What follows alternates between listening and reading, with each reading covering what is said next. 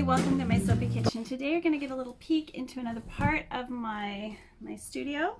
This is where I store a lot of things and I move things when I'm finished making soap. And one of the things, the thing that I brought you here for, is to show you this wonderful tool. Now this helps you open up your barrels of oils. Now I haven't always known about this. I only discovered this about maybe 10 years ago. And I've never seen anyone show how to open up a bucket. So instead of letting you struggle like I did by taking off this little zippy thing, you can break it and you can pull it and try to get it off. And it is so hard because I used to take a knife and I would cut right along here, all the way around, and then I would pull and I would heave and my fingers would hurt.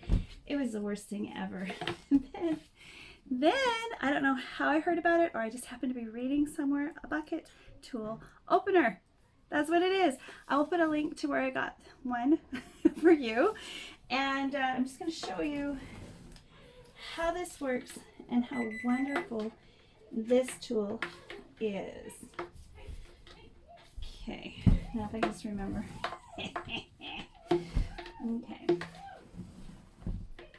going to have to edit. Here we go. Pull up. And you hook it underneath. Again.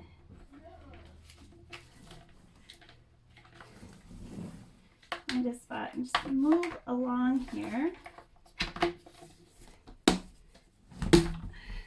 You see this thing comes off. Look at that. So that thing comes off without having to tear up your nails and everything else. And then this is just going to lift off. And each of these little things, but don't get into a rush. Just go ahead and go slow. I have spent literally 45 minutes just trying to get a lid off, and look at how quick that was. Wasn't that quick? That was so quick. Now I can pre-measure some 125 bar batches of soap and be ready to be done in just a few minutes.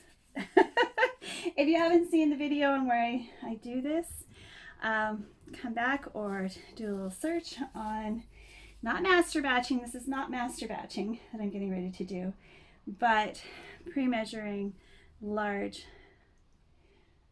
soap batches. So I'm sure you've seen me do the little ones, you've seen me master batch from just a pre-mix that I just nuke and then I add the ingredients because it's already been done.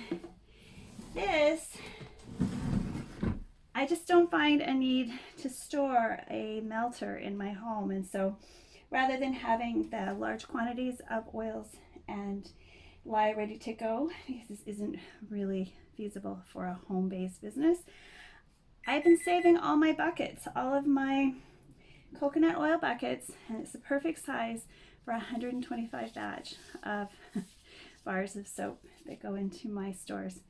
All right, so if you enjoyed this, please click like and subscribe. And if you have any questions, leave them down in the comments below. I would be happy to answer your questions.